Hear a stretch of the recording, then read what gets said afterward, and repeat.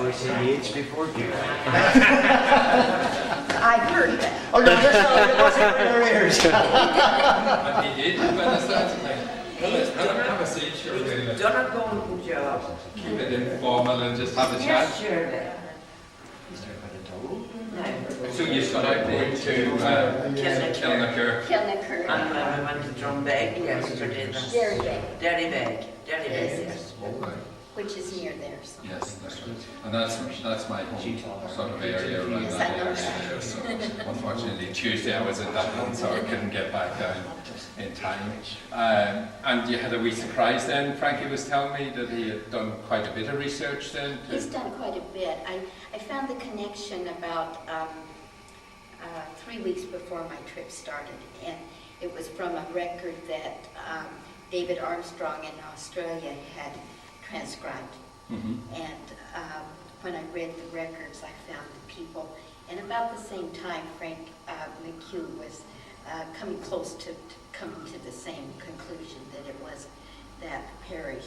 And then David in Australia and Frank reread the films which have not totally been released yet, Yes. and found all of the children that were there. So it was very exciting. Very good, excellent, excellent. So you've had a really busy week then, I getting have. around sort of the sights of Fermanagh here. Yes, I have two families from Ireland, and the other one is from north of Dublin in Lusk. Oh, right, And yes. Barry Bradfield was the one that found that family last year. So I've been very blessed to have both families Families found. found.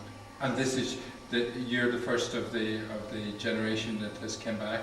In 166 years. Wow. That I know of. That is history in the making Yes, it there, is. isn't it? Yes. Very good, very good.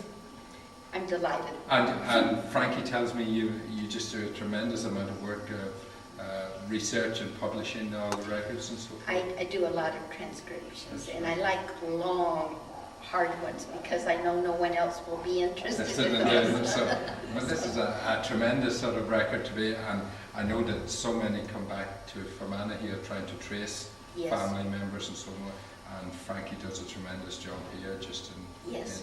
and like that, he just has a love for doing it, Yes. and he goes on and sort of. He's found a lot of work for me in a very short time, and so it's been very helpful and very appreciated that he spent so much time getting this work together. Because there was a time element involved, because I was coming right away. That's right. So sometimes when your mind is focused, it can sort of get a lot of things done in a relatively short time. Because I think he said he went over to Clonus and Yes. did some of the checking there to actually Yes. get it. Well, I suppose, was there any sign of the house or anything out in Kilkirk? No. Completely. It's completely gone. And also in Derrybeg, we think that they were the gamekeepers, and that house is still there. That's what he was saying, yeah. And so, but it's okay. Thanks, Ellen. The house would be nice, but it's not necessary. No, at least you have a location there that's sort of. Yeah. And your family's from Newtown, but Well, we're I suppose two sides of one. I come from an island just a few miles outside of Newton Butler, Derrycarb Island, and that would have been my mum's sort of end of the family, lived there for quite some time, and my father would have came from County Cavan, the O'Reillys, County Cavan, so just a little bit up the road, and they moved to Monaghan and then came back to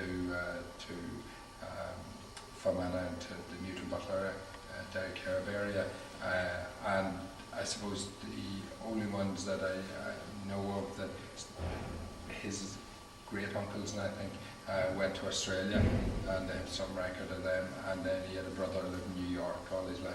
Yes. Went off there, so. the people from Fermanagh went many places. Argentina. I've travelled quite a bit of the world, and no matter where you go, you meet Irish. Mexico, Argentina. Everywhere. Yes, everywhere.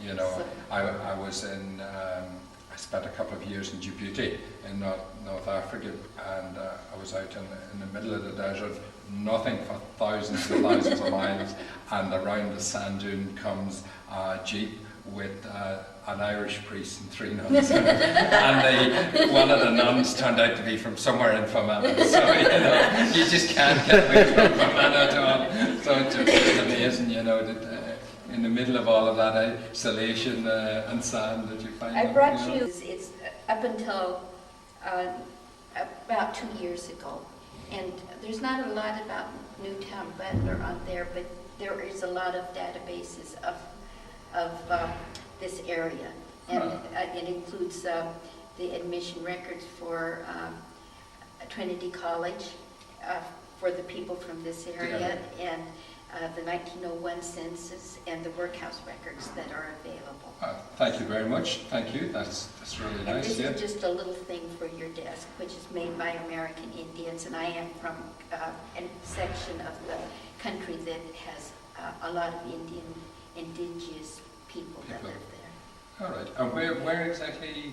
Arizona. Arizona. Yeah. And that's mostly a desert place, but I live in the mountains, in the forest, Lovely. and where there's hardly any people. And so it's a different land from the desert. My only experience of Arizona was I stayed in Phoenix for a couple of days. I live 100 miles exactly from Phoenix. Phoenix, but up in the mountains, in the trees.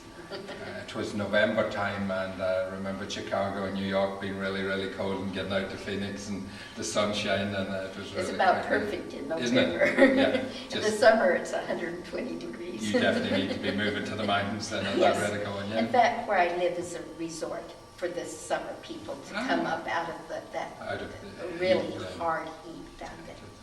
Yeah. Oh, let's have a I'm famous for requests. right. That and the mushrooms there. Right, okay, I'm just going to take them out. That's brilliant, thank you very much. Yep. Thank you. Thank you very much.